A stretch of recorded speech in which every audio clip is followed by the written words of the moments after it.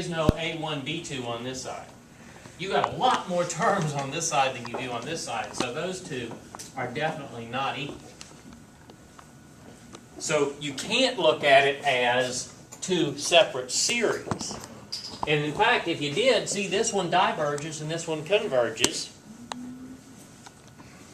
So you don't want to look at it two different series, but you do want to look at it as it's this times this, and this is close to a half, and this is close to 3 to the n over 5 to the n.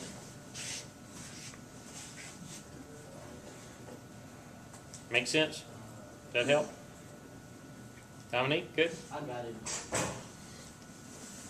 Okay. So, couple more tests upcoming. I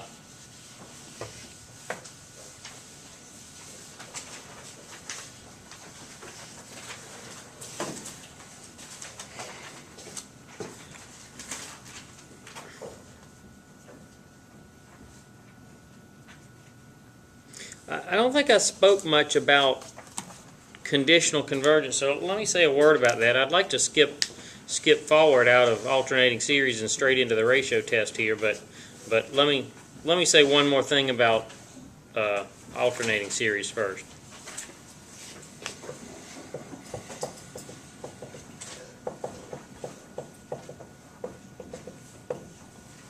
So suppose I'm looking at a series like that. Negative 1 to infinity of negative 1 to the n plus 1, 3 over 5n plus 3. Let's just take a show of hands. How many people think it converges? I've got 2, 3, 4. Nobody's doing it. Maybe 5. How many people think it diverges? We got 1, 2, 3, 4. How many people have no idea? Okay, it's okay. That's a good why I chose to do another alternating series today. What if I had thrown out, what if I put it like that? How many people think it converges? Still gets a couple of votes, 3 or 4. How many people think it diverges? How many of you have no idea? Okay, so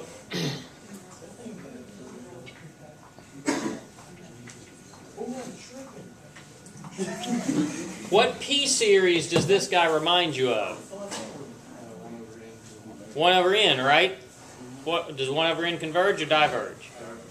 Diverges. So this one, you should all have your hands up. Let's practice again. How many people think this one diverges? Now, throw your hands up. I don't want any question now. Okay, good. I'm glad y'all know that. This one's a p-series with p equal to 1. This is the harmonic series slightly messed with.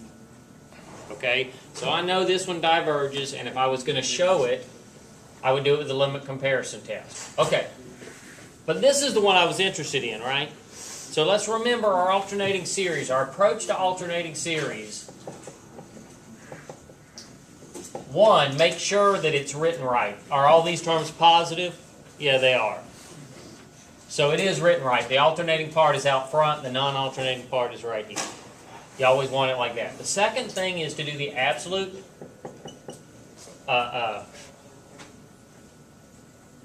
convergence test, which is throw out this, which says that if the sum of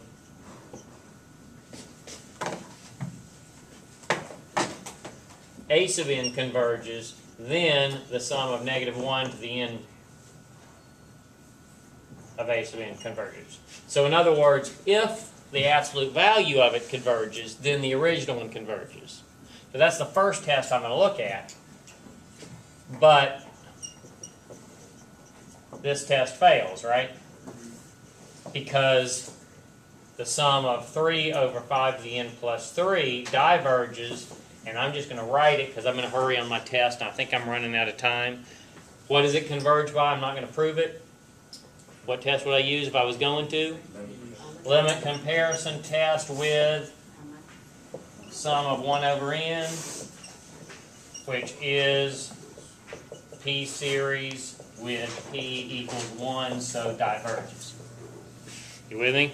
I'm trying to convince the teacher without doing any of the work. I don't have time to do the limit of this divided by 1 over n, right? I'm in a hurry. But that's how I would convince you this one does. And so what have I shown? I've shown a whole bunch of things. I've shown that I know that the absolute comparison test fails. I've shown that I know how to prove that this diverges by comparing to that, and I've proved that I know that's a B-series. I'm hoping the teacher at least give me 2 points out of 4 for that one, even though I haven't even gotten to doing the right test yet. I wouldn't bet on that because graders in this class tend to be brutal. Okay, so now I'm going to do the alternating series test, which Austin showed us a few seconds ago, which says 1, terms positive, 2, a sub n decreasing, or non-increasing really is all I need, and 3, limit of a sub n equals 0. 3 things to check. Okay? 3 over 5n plus 3 greater than 0, question mark. Is 3 greater than 0, question mark? Yes. Can I reverse the steps? Yes. 3 is bigger than 0, divide both sides by 5n plus 3. Alright, now scratch all that out. 3 is greater than 0, so, and 5n plus 3 is greater than 0. So 3 over 5n plus 3 is greater than 0. Check. Right? I reversed it. Now, is it decreasing? Is a to the n plus 1 less than or equal to a sub n? 3 over 5n plus 1 plus 3 less than or equal to 3 over 5n plus 3. Divide through by 3.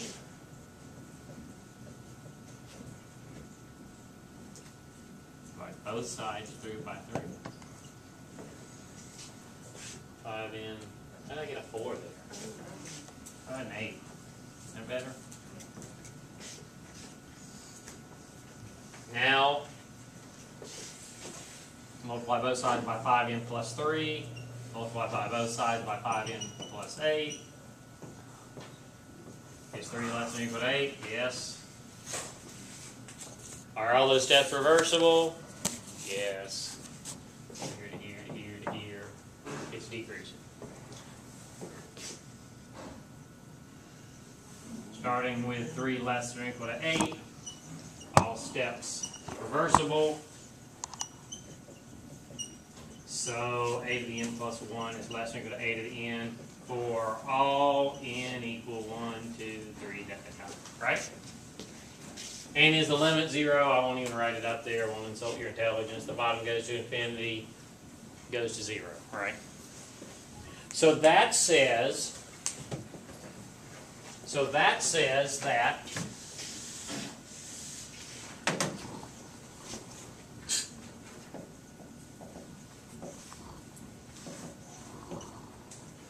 so now I can conclude by AST, sum from n equals 1 to infinity of negative 1 to the n plus 1, 3 over 5n plus 3,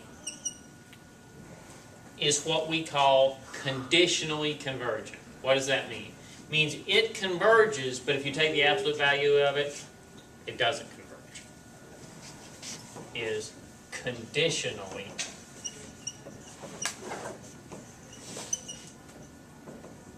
convergent.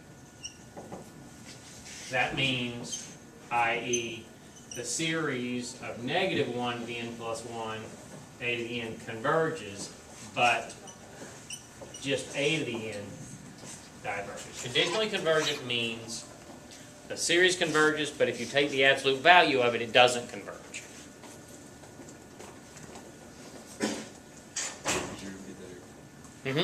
So conditionally convergent means that this series does converge, but if I throw out the alternating part, it diverges. And we showed that part over here by the limit comparison test. So if it passes all 3 of those criteria, it converges? Correct. That's what the alternating series test. The alternating series test is actually the simplest test in the world. are the terms behind. People always get freaked out by alternating series, which is really weird because they have the two easiest to remember and easiest to apply tests. First test says if you take the absolute value and it converges, then it still converges. The second one says if the terms are positive and they're non-increasing and they're going to 0, then the series converges. So 3 things you already knew how to check from other tests tell you quickly whether the alternating series converge or not. Does it say lie? Hmm? Does it say lie? It says failure in parentheses. Oh, that's a... I thought it was i.e., so the conclusion is by the alternating series test, this series is what we call conditionally convergent. I'm just taking the time to tell you the definition of conditionally convergent. Conditionally convergent means the alternating series converges, but if you throw out the alternating part, it diverges. So now we have three words for series, or 4. It's either divergent, convergent, conditionally convergent, and absolutely convergent. So what does absolutely convergent mean? It converges, and if you take the absolute value of it, it still converges. Conditionally convergent means it converges, but if you take the absolute value of it, it diverges. And you know what converges and diverges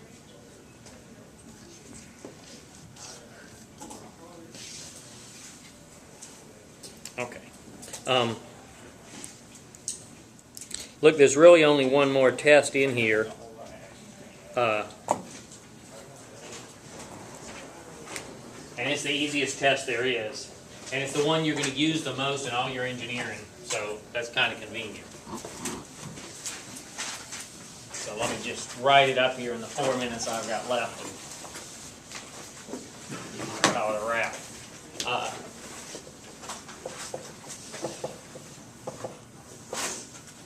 The ratio test is really nice. The ratio test has the advantages, works on any series, alternating or positive.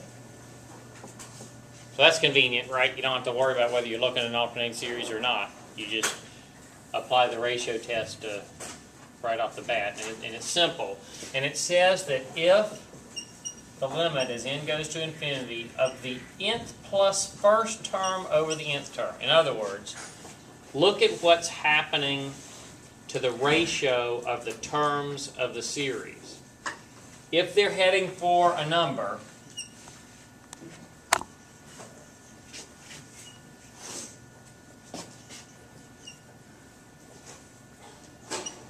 well,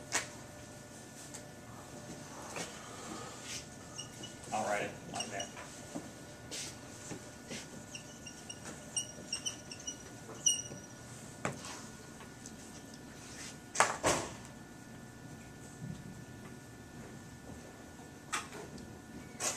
So for the one we were just looking at over here, just because it's handy, we were looking at this. I don't think we were. I think we were looking at 3 over the top and 5. I think it was 3. Okay, I was close. I only missed 3 out of 4 things in there. That's what we were looking at, right? For the ratio test, oh, I left something important out. You don't even have to worry about the negative or the positive part. Throw all the negative away. Take the nth plus first term, put it over the nth term,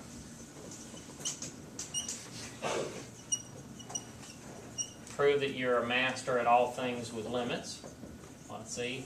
Do that. I'm going to flip and multiply, so I'm going to have 3 times that on the top. And on the bottom, I'm going to have a 3 times. And I'm going to cancel those 2. So I'm going to have the limit as n goes to infinity of 5n plus 3 over 5n plus 8. Well, I can do L'Hopital's rule. I could do multiply the top and the bottom by 1 over 5n. I can multiply the top and the bottom by 1 over n. I can do all kinds of things. The answer is, it's 1, right? That is a positive number. Oh, wait a minute. Why don't I get a positive number?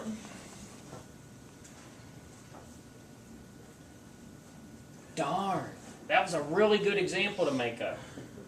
Okay, it's a really good example to make up because it says that if this happens, then it converges.